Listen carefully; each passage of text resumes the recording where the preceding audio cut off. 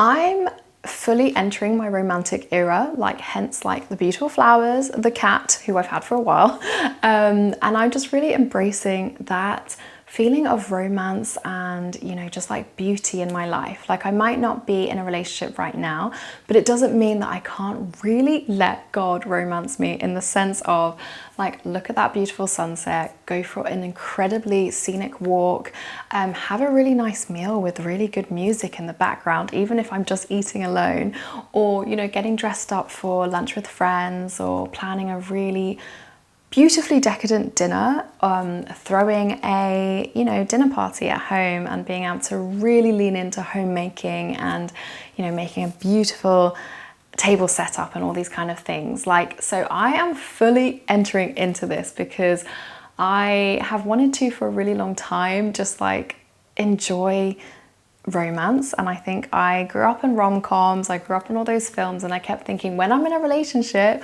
I'll be able to, you know, listen to this kind of music or dance in my living room, but why can't I do that now?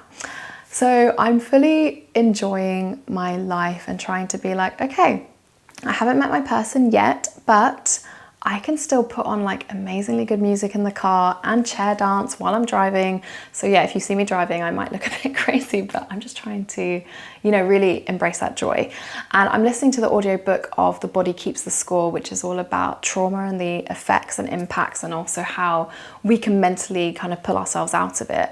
And it's really fascinating because in it, the author talks about the power of our imagination, and how when mental illness really strikes a person incredibly seriously, they often lose their ability to use their imagination, because imagination gives you hope and gives you joy, and also gives you like a moment of escapism every single day. So being able to really like, you know, lean into that. And obviously, you know, we try to reach these moments in prayer. You know, you can have imaginative prayer where you really put yourself into a biblical scene, or you can really become very contemplative and you know, talking to God on a plane that isn't even this world is obviously so beautiful. And I think our imagination is really helpful with that. So that's why I'm like leaning in, because I don't necessarily think it's, I don't know if it's the best thing to imagine our lives when, you know, we are in the relationship that we want, where we do have the marriage and the family that we desire. But I do think there's something in imagining the little things, you know, like going on a really beautiful walk and imagining being there with someone who can hold your hand. And I think as well, being grateful. There is a lot of talk about how gratitude still works even if it's for something that you haven't received yet. So you can be grateful, you can thank God for, you know, the things that he's really put on your heart and the desires he's really put on your heart. Like, God, thank you so much for this desire for the vocation of marriage and family, and thank you for fulfilling it in whatever way that you see fit. Because as my dad said to me today, he was like, stop trusting yourself and start trusting him.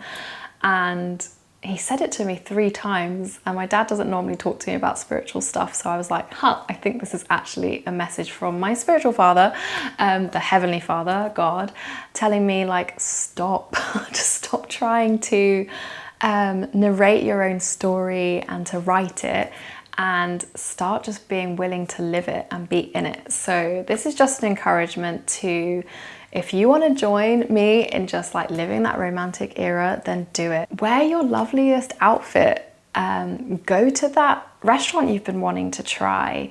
Order that dish that you think is so decadent, but you want to have it anyway. And yeah, go on that holiday. Like, do things that you thought maybe were only reserved for when you meet your person, because you never know the story that God's going to tell you. And who are we to restrict his storytelling in our life by saying, oh no, couldn't possibly do that until I'm in a relationship. And yeah, so lean into romance, even if you're not with your person yet or in your relationship yet, and just enjoy, you know, beautiful music, amazing flowers, and bring some more color into your life. Because I think sometimes it can feel a bit like drudgery when you're single and you want to be in a relationship. And I think, you know, if you can really bring that beauty and that love into your world today, it's just going to serve you so well. So here is to Romantic Girl Summer and really leaning into it. and being grateful for our imagination and our ability to, at all times, talk to God and pray and, you know, get out of ourselves, out of our head, out of our current situation, out of our current lives, and to just wonder. I think the gift of wonder is really beautiful and really exciting, because you just never know what's gonna come. I certainly didn't think I'd be on YouTube talking to you right now. So yeah, I think let's build community, and yeah. Anyway, if you have any tips on how you can bring some more beauty and romance into our lives, please do leave a comment. All right, speak to you all soon. Bye bye. God bless.